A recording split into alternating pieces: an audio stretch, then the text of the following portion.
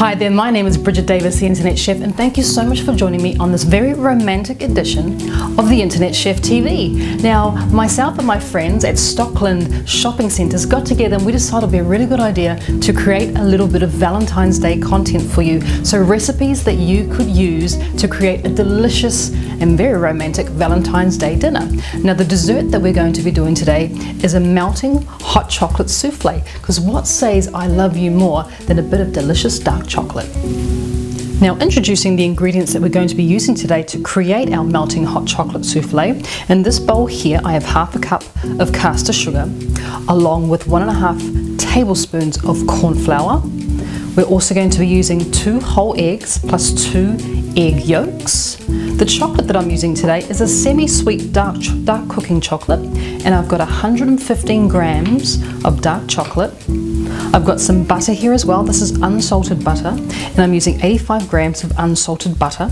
And to create my souffles, what I'm going to be using is actually these souffle rings. Now, if you can't find, these are stainless steel, quite good heavy metal stainless steel rings. If you can't find souffle rings at your kitchenware store, you could go for the more traditional souffle, which is one of these little ceramic souffle dishes as well. So those are our ingredients. All we need to do now is make our souffle. The first thing we're going to do is we're going to melt our butter in a little pan, and we're going to do that on about a medium to high heat.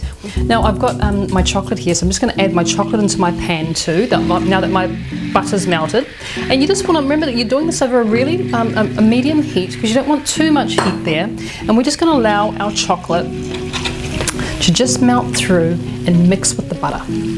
Give it a bit of a stir, because you want the chocolate to melt evenly with the butter.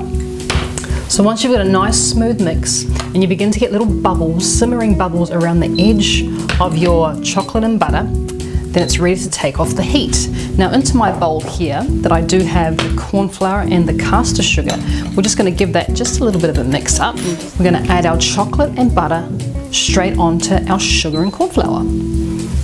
Give that a bit of a mix through. Now, taking our eggs, we're going to add that straight into our bowl. I'm just going to mix it together just lightly with my spatula, because what we need to do now is take, if you've got one, electric egg beater. If you don't, you could also use a whisk. Well, I'm going to add just a pinch of salt too. Can't forget a little bit of salt, which is going to help to bring out the flavour. And we're going to whisk this all on low speed until all the sugar is dissolved. So to check to see if the sugar's dissolved, just take a little bit of the mixture and rub it between your fingers. If it's dissolved, you won't feel any grains. If you're still feeling a bit more grains, you just need to give it a little bit more time with the egg beater.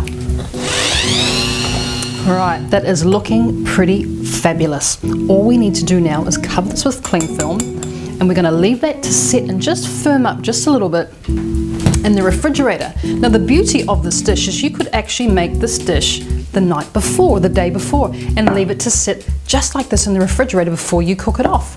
But if you are deciding to make it on the day of Valentine's Day, when you are having your wonderful romantic dinner, as long as it sits in the fridge for a couple of hours, it'll be good to go. Now, once your mixture has rested for the proper amount of time, all we need to do now is pop them into our souffle molds and then put them into the oven. So I have my oven set on 190 degrees, and that's on bake. And what I'm going to do now is I'm going to fill up my molds. So in here, I have my 2 souffle molds, which I've just put a little, I suppose, a collar of baking paper. And I'm actually going to pop my souffles into the oven on my fry pan. Now, the reason I'm doing that is because I'm only making 2, so I need something small. So rather than dirty a whole roasting tray, I thought I'd just use a fry pan. So I've got a little bit of baking paper down here, non-stick baking paper, and all we're going to do now is we're just going to fill our molds. All we need to do now is pop that into the oven, and we're going to cook that for between 22 to 25 minutes.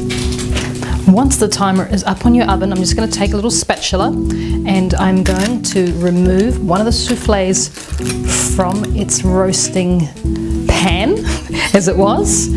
And what we need to do now is just taking a set of tongs, very carefully, you're going to pull the mold off.